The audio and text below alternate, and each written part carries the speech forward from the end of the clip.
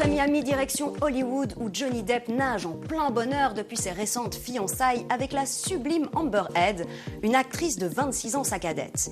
Et du réconfort, l'acteur en a bien besoin en ce moment. Car côté carrière, le succès n'est plus vraiment au rendez-vous. Il faut dire que ses choix artistiques ont souvent dérouté le public.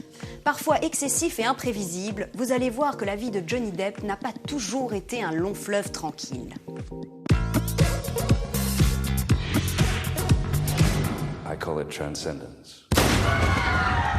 Un an après le cuisant échec de Lone Ranger au cinéma, le mauvais démarrage de Transcendance aux États-Unis ne devrait pas redorer l'image de Johnny Depp. Depuis toujours, l'acteur traîne une réputation de rebelle excentrique. L'alcool, la drogue, la délinquance, rien ne lui a échappé. Johnny Depp a longtemps mené une vie excessive, même en amour. Quelques mois, c'est Johnny Depp m'amène une vie plutôt très rock'n'roll. Ils sont allés tellement vite qu'ils ne pouvaient pas durer, c'est impossible. Retour sur le parcours de l'enfant terrible du cinéma américain. Johnny Depp naît en 1963 à Owensboro dans le Kentucky. C'est le plus jeune des 4 enfants de John Christopher Depp, un employé dans le génie civil, et de Betty Sue Palmer, une serveuse. Alors qu'il n'a que 7 ans, toute la famille déménage à Miramar en Floride pour le travail de son père. C'est une famille qui a vraiment la bougeotte. Ils vont de motel en motel. Donc assez difficile pour Johnny Depp finalement d'avoir une stabilité vraiment familiale. À 8 ans, le petit Johnny a déjà déménagé une vingtaine de fois et manque de repères, une vie de bohème qui ne favorise pas l'équilibre du jeune garçon. Il va très mal vivre son adolescence, au point de s'automutiler et de commencer à commettre erreur sur erreur, bêtise sur bêtise, et vite être repéré dans son voisinage comme un garçon à ne pas fréquenter. Mais Betty, sa mère, est prête à tout pour permettre à son petit dernier de rentrer dans le droit chemin. Avec le peu d'argent qu'elle a de côté, elle lui achète une guitare. Johnny Depp, c'est quelqu'un de passionné, donc la guitare, il s'y met à fond. Il va jusqu'à même voler des partitions dans les supermarchés. Il apprend la guitare, il rentre même dans des groupes de musique et la guitare, c'est ce qui l'aura peut-être empêché de sombrer plus loin dans la délinquance.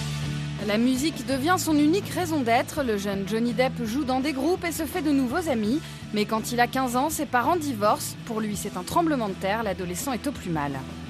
À 15 ans, alors qu'il fait l'école buissonnière pratiquement un jour sur 2, il a carrément un prof qui lui dit « Ne reviens pas, ta place n'est pas ici. Tu dois aller tenter ta chance dans ce que tu aimes, dans la musique. » Et Johnny Depp l'a pris au pied de la lettre. Donc il est allé former un groupe de musique avec des potes et c'est là-dedans qu'il a commencé à trouver un sens à sa vie. Il n'a que 16 ans quand il débarque à Los Angeles avec son groupe The Kids, dans l'espoir de signer dans un label. Mais l'aventure musicale vire au fiasco. C'est à ce moment qu'il rencontre le premier grand amour de sa vie. La sœur du bassiste du groupe The Kids devient sa petite amie. Et puis, quelques mois plus tard, devient sa femme. Elle s'appelle Laurie Ann Allison. À l'âge de 20 ans pour Johnny, il se marie. Alors là, évidemment, très difficile de joindre les deux bouts. C'est un couple extrêmement instable là aussi. Alors Johnny se remet à voler pour subsister, mais la situation ne tarde pas à s'améliorer. Laurie Ann est maquilleuse à ses heures perdues et connaît quelques personnes d'influence à Hollywood, comme l'acteur Nicolas Cage qu'elle présente à son mari. Grâce à lui, Johnny Depp obtient un rendez-vous chez son agent, une rencontre qui s'avère payante. En 1984, il décroche son premier rôle au cinéma dans un film d'horreur, Les Griffes de la Nuit.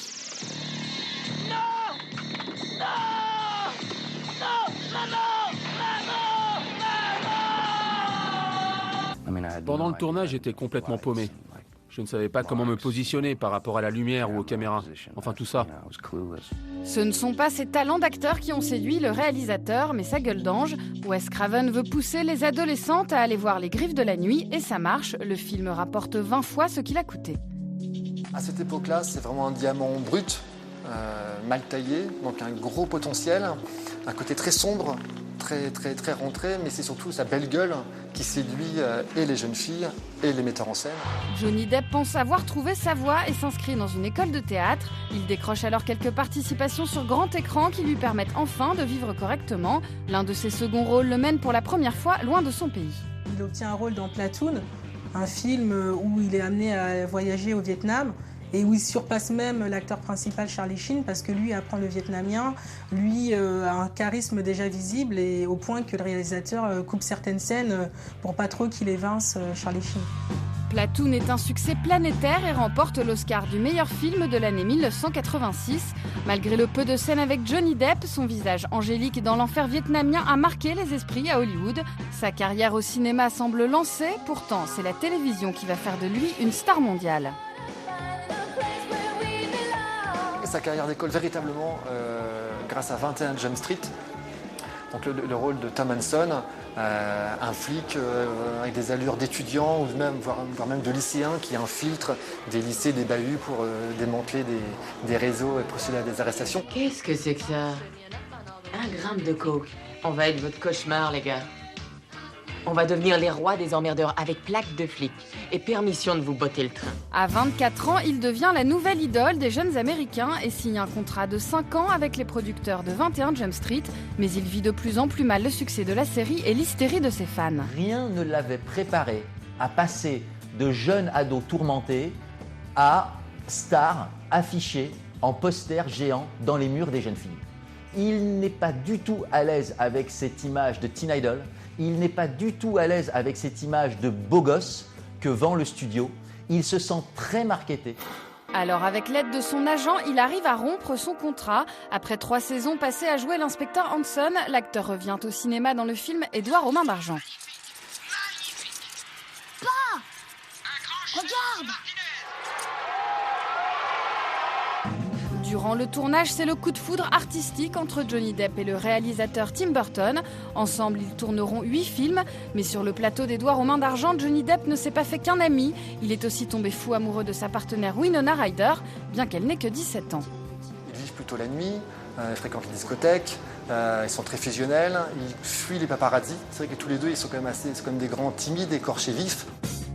Alors pour vivre leurs excès nocturnes, loin des flashs et des caméras, Johnny Depp va trouver la solution idéale.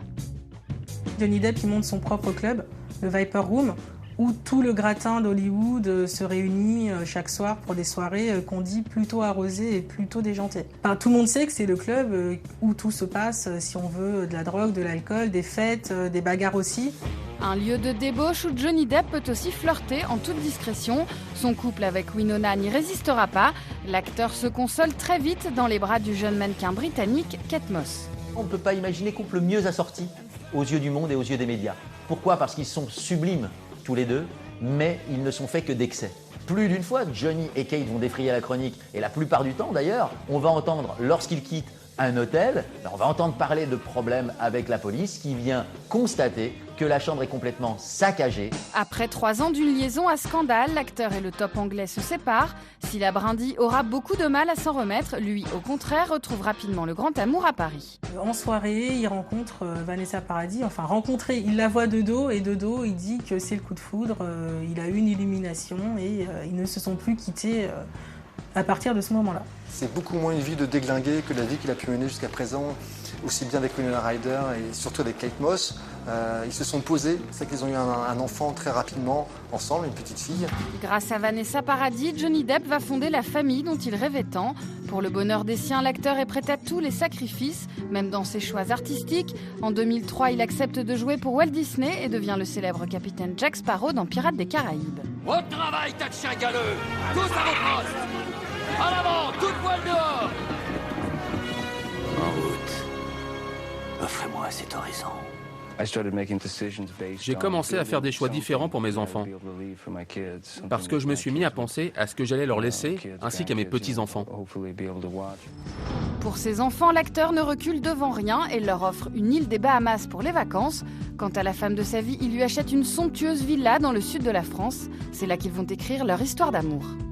C'est une idylle divine entre ces deux stars qui vont se retrouver sur un seul continent, en Europe, qui vont finir par vivre dans le Var, près de Saint-Tropez, avoir 2 enfants, Lily Rose, 3 ans plus tard, Jack. Un couple magnifique qui, d'une certaine manière, exprime la possibilité pour des stars qui sont allées très loin dans les excès et qui ont vécu de grandes tourmentes, de trouver un jour la sérénité, la tranquillité. Ce bonheur sans faille n'aura duré que 12 ans. Le 19 juin 2012, après des mois de spéculation médiatique, l'un des couples les plus glamour du cinéma se sépare. Juste après la rupture avec Vanessa Paradis, on apprend que Johnny Depp est en couple avec Amber Heard. C'est une actrice blonde super sexy qu'il a rencontrée sur le tournage du film Rum Diary. Si on fait les comptes, on se rend compte que peut-être que la relation a débuté même avant sa séparation avec Vanessa Paradis. Quoi qu'il en soit, entre les deux amoureux, les choses semblent sérieuses. Amber arbore déjà une bague de fiançailles, signe d'un futur mariage.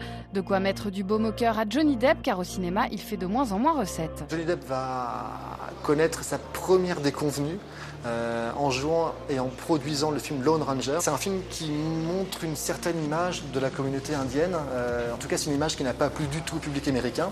Le film a coûté 400 millions de dollars, on n'a rapporté que 315. C'est vraiment un très gros flop. Il n'en fallait pas plus au studio Disney pour repousser le tournage du 5e épisode de Pirates des Caraïbes. Les 75 millions de dollars exigés par l'acteur n'auraient rien arrangé à l'affaire. Espérons pour lui que son prochain mariage ne connaisse pas le même naufrage.